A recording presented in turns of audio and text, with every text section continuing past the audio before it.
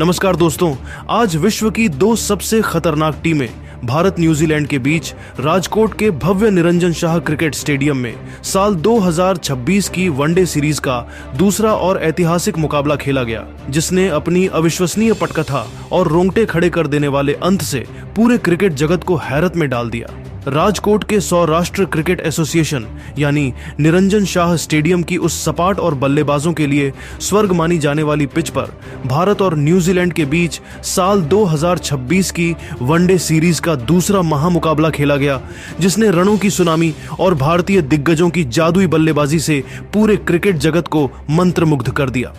इस high scoring match की शुरुआत तब हुई जब न्यूजीलैंड के कप्तान माइकल ब्रेसवेल ने टॉस जीतकर राजकोट की इस बेजान पिच पर पहले बल्लेबाजी करने का साहसी फैसला लिया।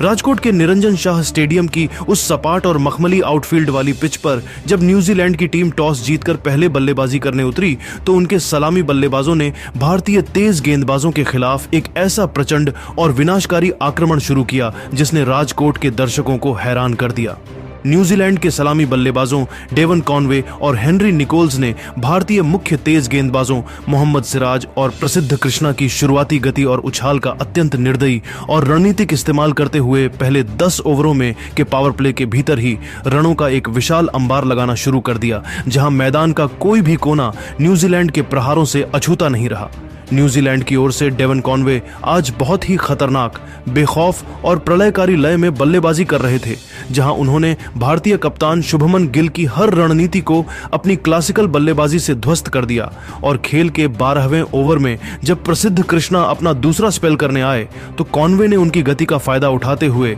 3 शानदार दर्शनीय और कड़क चौके जड़कर न्यूजीलैंड के स्कोर को रॉकेट की रफ्तार दे दी।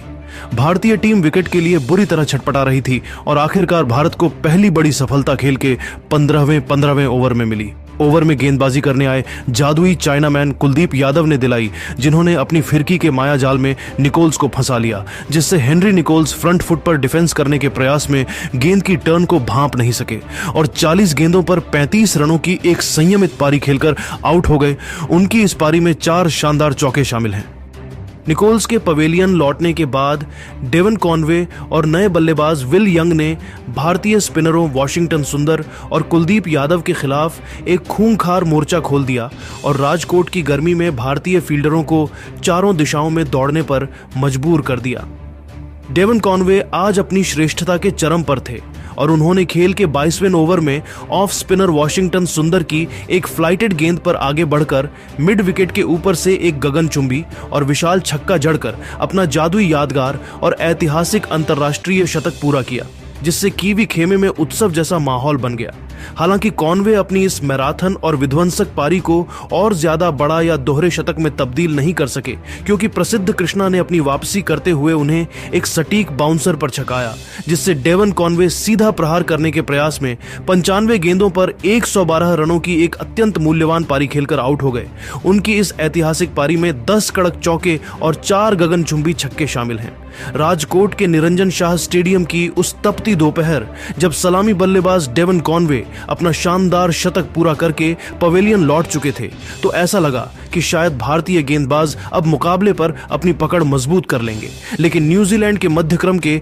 2 सबसे विध्वंसक और खतरनाक बल्लेबाज डेरिल मिचेल और ग्लेन फिलिप्स ने एक साथ क्रीज पर कदम रखकर भारतीय एक टीम के उन मंसूबों पर पानी फेर दिया। इन दोनों आक्रामक बल्लेबाजों ने राजकोट के मैदान के चारों ओर रनों की एक ऐसी मूसलाधार और अविश्वसनीय बारिश शुरू की जिसने न केवल भारतीय प्रशंसकों को खामोश कर दिया बल्कि भारतीय गेंदबाजी आक्रमण के आत्मविश्वास के परखच्चे भी उड़ा दिए। न्यूजीलैंड की रणनीति साफ थी कि वे किसी भी कीमत पर 350 रनों के आंकड़े को पार करना चाहते थे और इसके लिए डेरिल मिचेल ने अपनी प्रचंड शारीरिक शक्ति और जादुई टाइमिंग का अद्भुत परिचय देना शुरू किया, जहां उन्होंने भारतीय स्पिनरों और तेज गेंदबाजों को समान रूप से निशाना बनाया। डेरिल मिचेल आज किसी विनाशकारी मूड में नजर आ रहे थे और उन्होंने विशेष रूप से खेल के 38वें ओवर में अपना पहला अंतर्राष्ट्रीय मैच खेल रहे युवा तेज गेंदबाज हर्षित राणा के खिलाफ अपना रौद्र रूप दिखाया, जहां उन्होंने राणा की अनुभवहीनता का फायदा उठाते हुए उनकी लगातार 2 गेंदों पर 2 विशाल गगनचुंबी और दर्शनीय छक्के जड़कर पूरे स्टेडियम को सन्न कर दिया। इन छक्कों के साथ ही मिचेल ने न केवल अपना आतिशी और संघर्षपूर्ण अर्धशतक पूरा किया बल्कि न्यूजीलैंड न्यूजीलैंड के स्कोर को बहुत ही कम समय में 300 रनों के पार पहुंचा दिया, जिससे भारतीय कप्तान शुभमन गिल के माथे पर चिंता की लकीरें साफ देखी जा सकती थीं। मिचेल की यह विनाशकारी और प्रलयकारी पारी अंततः खेल के 44वें ओवर में मोहम्मद सिराज की एक अत्यंत घातक, तेज और आग उगलती हुई सटीक बाउंसर पर समाप्त हुई, जिसे खेलने में वह पूरी तरह से असमर्थ और बेबस नजर आए, जिससे डेरिल मिचेल पुल शॉट खेलने के प्रयास में गेंद की उस अतिरिक्त गति और तीखे उछाल से पूरी तरह मात खा गए और 55 गेंदों पर 72 रनों की एक अत्यंत मूल्यवान व विध्वंसक पारी खेलकर आउट हो गए।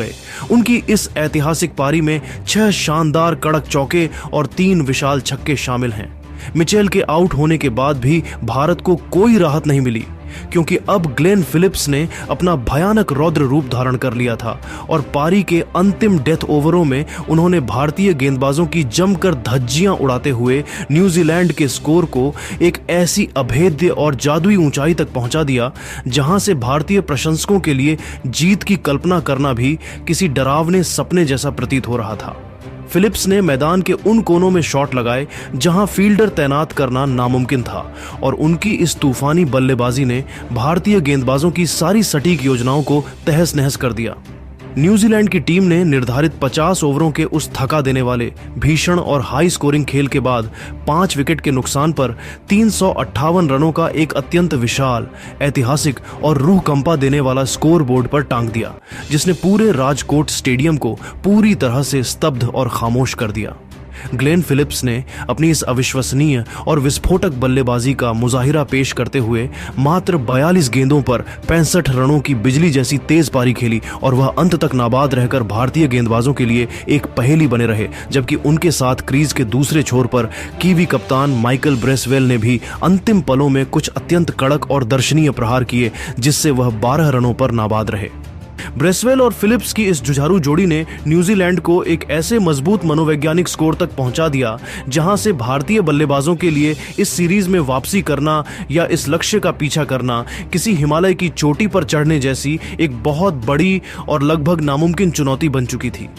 अब राजकोट की इस सपाट पिच पर सारा दारोमदार रोहित शर्मा और विराट कोहली के अनुभवों पर था कि क्या वे इस ऐतिहासिक रनचेज को अंजाम दे पाएंगे या न्यूजीलैंड की यह प्रलयकारी बल्लेबाजी आज भारी पड़ेगी। राजकोट के निरंजन शाह स्टेडियम की दुधिया रोशनी में जब भारतीय टीम 359 रनों के इस हिमालय जैसे विशाल और रूह कंपा देने वाले लक्ष्य का पीछा करने मैदान पर उतरी, तो पूरे 100 राष्ट्र के प्रशंसकों की धड़कनें तेज थीं। लेकिन हिटमैन रोहित शर्मा और कप्तान शुभमन गिल ने न्यूजीलैंड के तेज गेंदबाजों का मनोबल पहले ही ओवर से किसी विध्वंसक चक्रवात की तरह चकनाचूर करना शुरू कर दिया। इन दोनों सलामी बल्लेबाजों ने राजकोट की इस सपाट पिच को कीवी गेंदबाजों के लिए किसी श्मशान में तब्दील कर दिया, जहां उन्होंने काइल जेमिसन और मैट हेनरी की गति का अत्यंत निर्दयी इस्तेमाल करते हुए पहले विकेट के लिए मात्र 18 ओवरों के अविश्वसनीय अंतराल में 165 रनों की एक अत्यंत ऐतिहासिक साझेदारी निभाई, जिसने न्यूजीलैंड के पूरे गेंदबाजी आक्रमण के परखच्चे उड़ाकर रख दिए। रोहित शर्मा आज अपनी उसी पुरानी अत्यंत खूंखार और महाविनाशकारी लय में नजर आ रहे थे, जिसने उन्हें विश्व क्रिकेट का सबसे खतरनाक और बेखौफ ओपनर बनाया है, और उन्होंने न्यूजीलैंड के गेंदबाजों को मैदान के हर कोने में बाउंड्री के लिए दौड़ाया। जहां खेल के 20वें ओवर में जब न्यूजीलैंड की ओर से दोबारा गेंदबाजी करने आए 6 फीट 8 इंच लंबे काइल जेमिसन ने उन्हें बाउंसर से डराने की कोशिश की, तो रोहित ने एक गगनचुंबी छक्का जड़कर मात्र 70 गेंदों पर अपना रोंगटे खड़े कर देने वाला जादुई अंतरराष्ट्रीय शतक पूरा किया, जिससे पूरा राजकोट स्टेडियम रोहित के गगनभेदी नारों से गूंज उठा।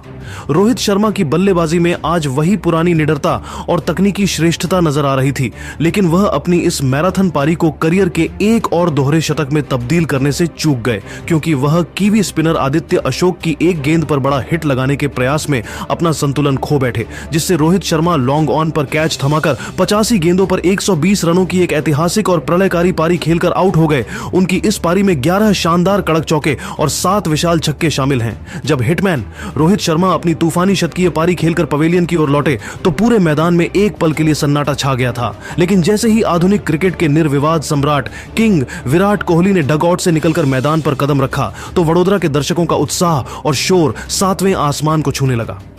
विराट कोहली के क्रीज पर आते ही न्यूजीलैंड के गेंदबाजों के चेहरे पर शिकन साफ देखी जा सकती थी, क्योंकि कोहली का राजकोट के इस मैदान पर रिकॉर्ड हमेशा से ही बेमिसाल रहा है और उन्होंने युवा कप्तान शुभमन गिल के साथ मिलकर न्यूजीलैंड के थके हुए गेंदबाजी आक्रमण पर एक सुविचारित और धारदार जवाबी हमला जारी रखा, जहां गिल आज एक बहुत ही कलात्मक, सौम्य और जादुई धुन में बल्लेबाजी कर रहे थे, जिसने कीवी कप्तान माइकल ब्रेसवेल को अपनी फील्डिंग सजावट में बार बार बदलाव करने पर मजबूर कर दिया। शुभमन गिल ने आज अपनी बल्लेबाजी से यह साबित कर दिया कि उनमें महान बल्लेबाजों वाली वह संयमित एकाग्रता मौजूद है, जहां उन्होंने न्यूजीलैंड के मुख्य स्पिनरों विशेषकर आदित्य अशोक और माइकल ब्रेसवेल के खिलाफ अपनी तकनीकी श्रेष्ठता का अद्भुत मुजाहिरा पेश किया और उनकी हर चाल को अपनी जादुई कलाइयों के सहारे बाउंड्री की राह दिखाकर विफल कर दिया।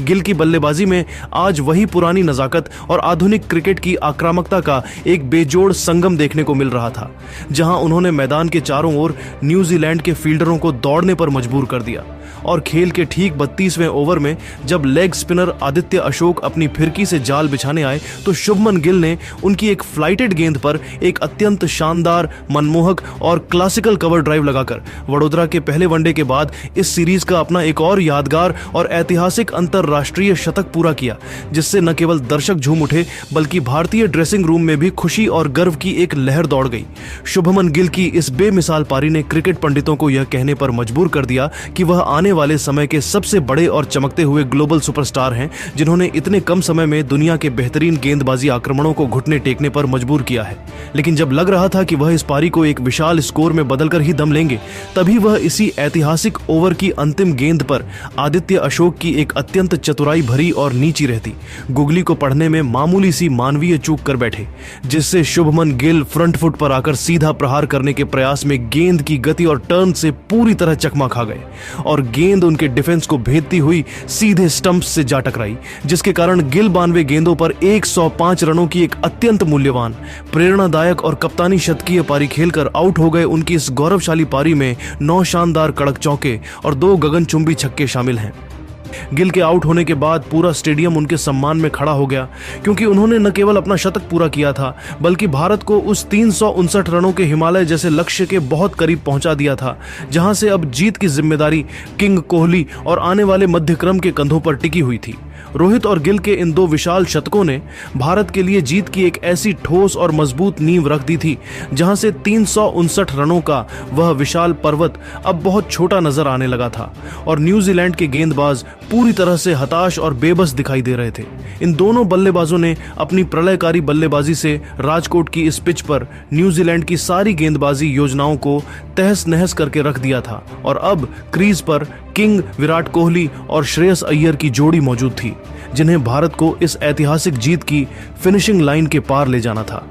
गिल और रोहित की इस साझेदारी ने यह सुनिश्चित कर दिया था कि भारत इस सीरीज में 2-0 की बढ़त बनाने के बेहद करीब पहुंच चुका है और न्यूजीलैंड के खिलाड़ियों के चेहरे पर हार का डर साफ देखा जा सकता था, क्योंकि भारतीय बल्लेबाजों ने आज राजकोट के इस मैदान पर रनों की मूसलाधार बारिश कर दी थी। सलामी बल्लेबाजों के आउट होने के बाद मैच एक बेहद नाजुक मोड़ पर खड़ा था, तब पूरे भारत का दारोमदार किंग विराट कोहली के अनुभवी कंधों पर आ गया था, जिन्होंने युवा श्रेयस अय्यर के साथ मिलकर भारतीय पारी को जीत की सुनहरी दहलीज की ओर ले जाना शुरू किया और न्यूजीलैंड के स्पिनरों को विशेष रूप से अपने निशाने पर लेकर उनकी लेंथ को पूरी तरह बिगाड़ दिया। विराट कोहली आज क्रीज पर किसी दिव्य धुन और अलौकिक एकाग्रता में बल्लेबाजी कर रहे थे, जहां न्यूजीलैंड का कोई भी गेंदबाज उन्हें रोकने में सक्षम नजर नहीं आ रहा था और उन्होंने खेल के 38वें ओवर में न्यूजीलैंड की ओर से दोबारा गेंदबाजी करने आए कप्तान माइकल ब्रेसवेल के खिलाफ अपनी जादुई कलाइयों का अद्भुत इस्तेमाल करते हुए मिड विकेट की दिशा में एक चौका जड़कर अपना एक और शानदार अंतरराष्ट्रीय अर्धशतक पूरा किया, जिससे पूरा स्टेडियम कोहली कोहली के नारों से गूंज उठा। विराट कोहली अपनी श्रेष्ठता के चरम पर थे और उन्होंने खेल के 44वें ओवर में न्यूजीलैंड के सबसे खतरनाक गेंदबाज काइल जेमिसन के खिलाफ अपनी तकनीकी महारत दिखाते हुए 2 अत्यंत शानदार और दर्शनीय चौके जड़े, जिससे जीत का अंतर अब बहुत कम रह गया था। लेकिन वह दुर्भाग्यपूर्ण ढंग से मैच खत्म करने से पहले ही पवेलियन लौट गए, जिससे विराट कोहली हवा में कवर ड्राइव खेलने के प्रयास में गेंद की अतिरिक्त उछाल को भांप नहीं सके और 65 गेंदों पर 82 रनों की एक अत्यंत प्रेरक प्रेरक और ऐतिहासिक पारी खेलकर आउट हो गए, उनकी इस शानदार पारी में 8 आकर्षक चौके और एक गगनचुंबी छक्का शामिल है।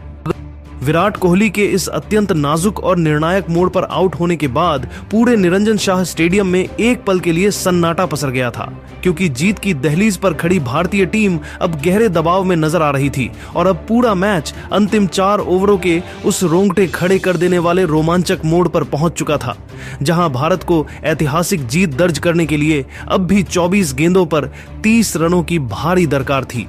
ऐसी कठिन परिस्थिति में श्रेयस अय्यर ने क्रीज पर अपनी जिम्मेदारी को समझा और उन्होंने न्यूजीलैंड के थके हुए तेज गेंदबाजों के खिलाफ जवाबी हमला करते हुए उनकी जमकर धज्जियां उड़ानी शुरू कर दी, जहां उन्होंने काइल जेमिसन के ओवर में एक गगनचुंबी छक्का जड़ दिया। छक्का और 2 करारे चौके झड़कर रनों की रफ्तार को थमने नहीं दिया और भारतीय प्रशंसकों की उम्मीदों को फिर से जगा दिया।